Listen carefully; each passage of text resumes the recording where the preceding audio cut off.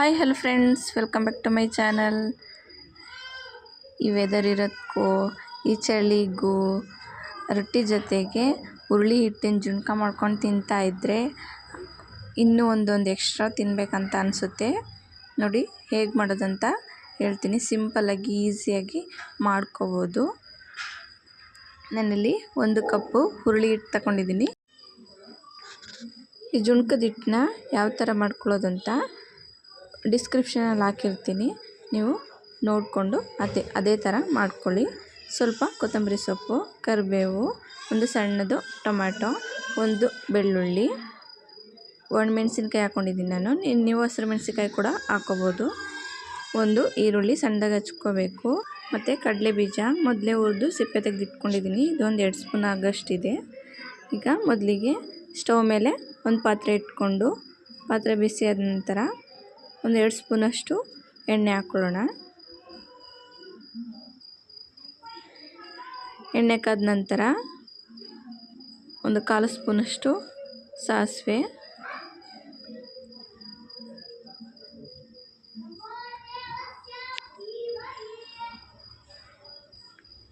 ಸಿಡಿದ ನಂತರ ಬೆಳ್ಳುಳ್ಳಿನ ಜಜ್ಜಿಟ್ಕೊಂಡಿದ್ನಲ್ಲ ಅದನ್ನು ಹಾಕ್ತಾಯಿದ್ದೀನಿ.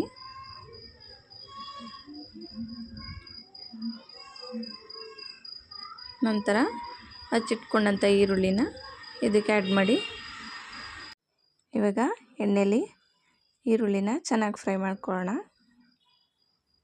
ಇದು ಒಂದು ಕಲರ್ ಬರೋ ತನಕ ಫ್ರೈ ಮಾಡ್ಕೊಳ್ಳೋಣ. ನನ್ನ ವಿಡಿಯೋನ ಮೊದಲಿಗೆ ನೋಡ್ತಾ ಇದ್ದರೆ ಸಬ್ಸ್ಕ್ರೈಬ್ ಮಾಡೋದು ಮರಿಬೇಡಿ. ಇವಾಗ ಒಣಮೆಣ್ಸಿನ್ಕಾಯಿ ಹಾಕ್ತಾಯಿದ್ದೀನಿ. ಹಸಿರು ಮೆಣಸಿನ್ಕಾಯಿ ಹಾಕೋತಿಲ್ಲ, ಅದು ಖಾರ ಆಗಿಬಿಡುತ್ತೆ ಜಾಸ್ತಿ. ಅದಕ್ಕೆ ನಾನು ಒಣಮೆಣ್ಸಿನ್ಕಾಯಿ ಹಾಕೋತಾ ಇದ್ದೀನಿ. ಮಕ್ಕಳೆಲ್ಲ ಖಾರ ಇಷ್ಟಪಡಲ್ವಲ್ಲ, ಅದಕ್ಕೆ ನಾನು ಖಾರನ ಕಡಿಮೆ ಹಾಕಿದ್ದೀನಿ. ಇವಾಗ ಕರಿಬೇವು ಹಾಕ್ತಾಯಿದ್ದೀನಿ.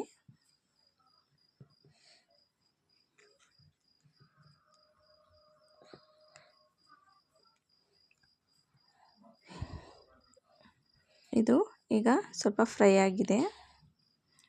ಈಗ ಹಚ್ಚಿಟ್ಕೊಂಡಂಥ ಟೊಮೊಟೊನ ಹಾಕ್ತಾಯಿದ್ದೀನಿ. ಈಗ ಟೊಮೊಟೊ ಚೆನ್ನಾಗಿ ಸಾಫ್ಟ್ ಆಗಬೇಕು, ಅಲ್ಲಿ ತನಕ ಸ್ವಲ್ಪ ಫ್ರೈ ಮಾಡ್ಕೊಳ್ಳೋಣ. ಇದಕ್ಕೆ ಇವಾಗ ಒಂದು 1/4 ಸ್ಪೂನಷ್ಟು ಅರಿಶಿನ ಪುಡಿ ಮತ್ತು ರುಚಿಗೆ ತಕ್ಕಷ್ಟು ಉಪ್ಪನ್ನ ಹಾಕೋಣ.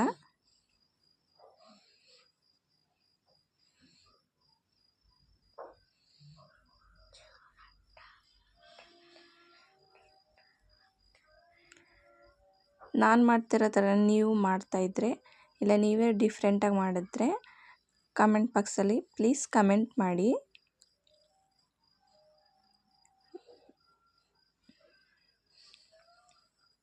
ನೋಡಿ ಈ ಥರ ಚೆನ್ನಾಗಿ ಫ್ರೈ ಮಾಡ್ಕೋಬೇಕು. ಇದು ತುಂಬ ಈಸಿಯಾಗಿ ಮಾಡ್ಕೋಬೋದು, ಬೇಗ ಆಗುತ್ತೆ. ಈಗ ಟೊಮೊಟೊ ಎಲ್ಲ ಸಾಫ್ಟಾಗಿದೆ, ಬೆಂದಿದೆ ಚೆನ್ನಾಗಿ. ನಾನು ಈ ಲೋಟದಲ್ಲಿ 1.5 ಲೋಟದಷ್ಟು ನೀರು ಹಾಕ್ಕೊತಾ ಇದ್ದೀನಿ. 1 ಕಪ್ ಹಿಟ್ಟು ತಗೊಂಡಿರೋದ್ರಿಂದ ನಾನು 1.5 ಲೋಟ ನೀರು ಹಾಕ್ಕೊತಾ ಇದ್ದೀನಿ.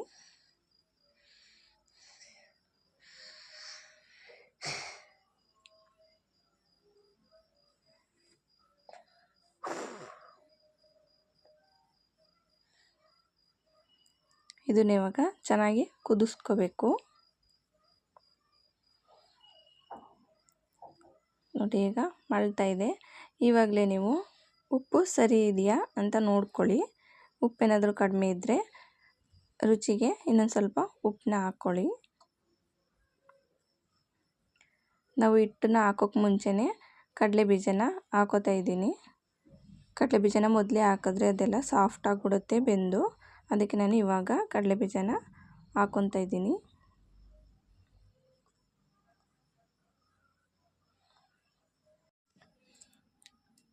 ಇದಿವಾಗ ಚೆನ್ನಾಗಿ ಎಲ್ಲ ಬೆಂದಿದೆ. ಇವಾಗ ನಾವು ಎತ್ತಿಟ್ಕೊಂಡಂಥ ಹುರುಳಿ ಜುಣ್ಕದ ಹಿಟ್ಟನ್ನ ಉದುರಿಸ್ಕೊಂಡು ಈಗ ಚೆನ್ನಾಗಿ ತಿರುಗಿಸ್ಕೋಬೇಕು ಗಂಟು ಬರ್ದಂಗೆ. ಇದನ್ನು ನಾನು ಒಬ್ಬಳೇ ಮಾಡ್ತಿರೋದ್ರಿಂದ ವಿಡಿಯೋ ಮಾಡಿಕೊಂಡು ಸ್ವಲ್ಪ ಸ್ವಲ್ಪ ವಿಡಿಯೋ ಸ್ಕಿಪ್ ಆಗಿದೆ. ತಿರುಗಿಸುವಾಗ ನೀವು ಸ್ವಲ್ಪ ಸ್ವಲ್ಪನೇ ಉದುರಿಸ್ಕೊಳ್ಬೇಕಾದ್ರೆ ತಿರುಗಿಸ್ಕೋಬೋದು.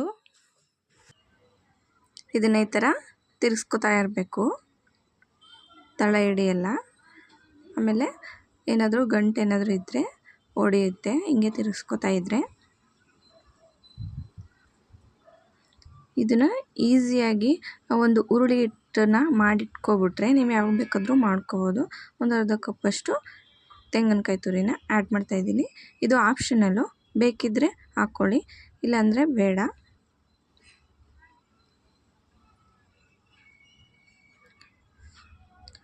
ಈ ತರಕಾರಿ ಎಲ್ಲ ಹಚ್ಚಿ ನಂಗೆ ಮಾಡೋಕ್ಕೆ ಟೈಮ್ ಇಲ್ಲ ಪಲ್ಯ ಮಾಡೋಕ್ಕೆ ಅಂದಾಗ ನೀವು ಈ ಒಂದು ಹಿಟ್ಟನ್ನ ಇಟ್ಕೊಂಡು ನೀವು ಮಾಡ್ಕೋಬೋದು.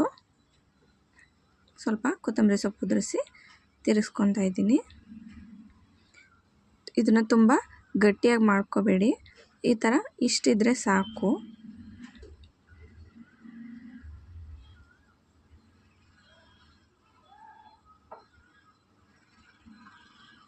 ತುಂಬ ಚೆನ್ನಾಗಿರುತ್ತೆ. ಇವಾಗ ಚಳಿ ಅಲ್ವಾ, ಈ ಥರ ಮಾಡ್ಕೊಂಡು ತಿಂದರೆ ತುಂಬ ಇಷ್ಟ ಆಗುತ್ತೆ ಎಲ್ಲರಿಗೂ. ಈಗ ಹುರುಳಿ ಜುನ್ಕ ರೆಡಿಯಾಗಿದೆ. ನಾನು ರೊಟ್ಟಿ ಮಾಡಿದ್ದೀನಿ, ರೊಟ್ಟಿ ಜೊತೆಗೆ ಹುರುಳಿ ಜುನ್ಕ ಸೂಪರಾಗಿದೆ. ನೆಕ್ಸ್ಟ್ ವಿಡಿಯೋದಲ್ಲಿ ಸಿಗೋಣ. Bye bye. Thank you.